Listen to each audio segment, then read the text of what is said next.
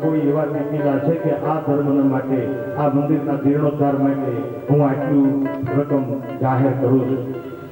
એક 5 મિનિટ માટેનો વાતનો સમય લઉં છું. આગળ જેટલા બેઠા એ સચિભાઈને હું વિનંતી કરું છું વ્યક્તિગત પાસેથી બધા લઈ લે. અને મારી ઈચ્છા એવી છે કે ગણેશ સ્થાપના પ્રાણભાઈ કરી એટલે આ ગામના ગણેશ સમા નારાયણ બાપા બેઠા છે. નારાયણ બાપા યોગદાન જાહેર કરે. હા ડાયા બાપા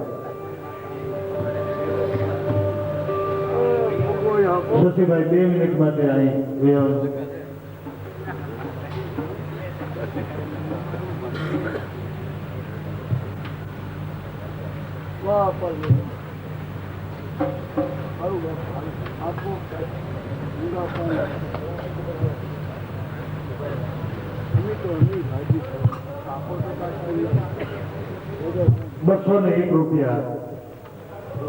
એક પાંચ મળ્યા. એટલે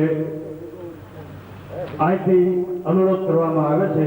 બીજું હમણાં જ ભાઈ દિલજીતભાઈ વાત કરી કે અહીંયા જે કાંઈ પૈસા થાય આમાં અમે કોઈ કલાકારો લઈ જવાના નથી. એ આ જીર્ણોદ્ધારમાં વપરાવાના છે.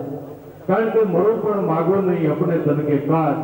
આવા પરમાર્થને કારણે અમને માગતા ના આવે. લાજ આપનો સમય લીધો, આપણે શાંતિપૂર્વક સાંભળ્યો એ બધા આભાર. ધન્યવાદ.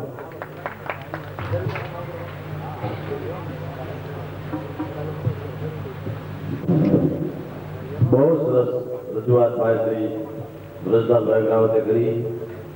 પણ ક્યારેક કહેવાની ઈચ્છા થાય અહીંથી ક્યારના કહીશી આપજો. અહીંયા આવે ને એ જ કોઈને ફરજ નથી. અહીંયા તમને યોગ લાગે તો આપજો. કારણ અમારી હાટું નથી લઈ જતા. ઘણાને એમ થતું હોય, ઘણા એમ કહેતા હોય ઘણા ગામની માલપા, પણ અમારે જસદણ માલપા કહેતા કે દુનિયાની સામે અમે લાંબો હાથ ન કરીએ. અમારે કાંઈ જોતું નથી. આ તો એક માતાજીના મંદિર હાટું થઈને, અબોલ પશુ હાટું થઈને, ગાયું હાટું થઈને, પાણી હાટું થઈને વ્યવસ્થા કરવાની છે. એટલે તમે આપજો. હા નગર કર લાંબો કર દે નારા એળતું નોટ. આ માગવા કરતા મોત મને મીઠું લાગે માનભા. ભાઈ કર લાંબો કર દે નારા એળતું નોટ. ઈશ્વર જેવું તત્વ ન હોત તો સમાજ સામે અમે લાંબો હાથ કરત. એટલું નહીં, આપણો ગુજરાતનો શાયર લખે છે કે મારા હાથને ફેલાવું તો તારી ખુદાઈ દૂર નથી. અને હું માગું તું આપી દે વાત મને મંજૂર નથી.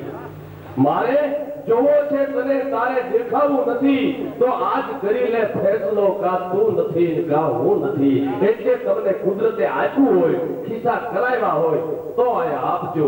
આમાંથી જેટલો પૈસો થાય એ ધારેશ્વરી મંદિરમાં જાહે.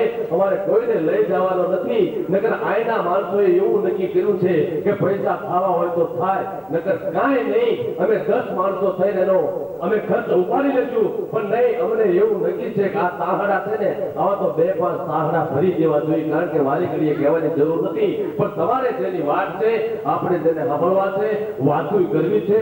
હું તો આ ગામનો છું એટલે વધારે તમારો સમય નથી લેતો. છતાં પણ તમારે મને સાંભળવું હશે તો ફરી તમારી સામે આવીશ. પ્રથમ રજૂ કરું છું. તાળીઓના ગડગડાટથી બતાવી લેજો. સુરેશભાઈ રાવળને વિનંતી કરું એમને મોજ આવે એવા ભજનો લઈ અને આપની સમક્ષ આવે સુરેશભાઈ. અને હજી એક વખત કહું છું, જો ઈશ્વરે આપ્યું હોય તો અહીંયા વરસાવતા રહેજો. તો અહાડ બેને ઈશ્વર આપણને ઘણું આપશે. ભાઈ શ્રી સુરેશભાઈ રાવળ.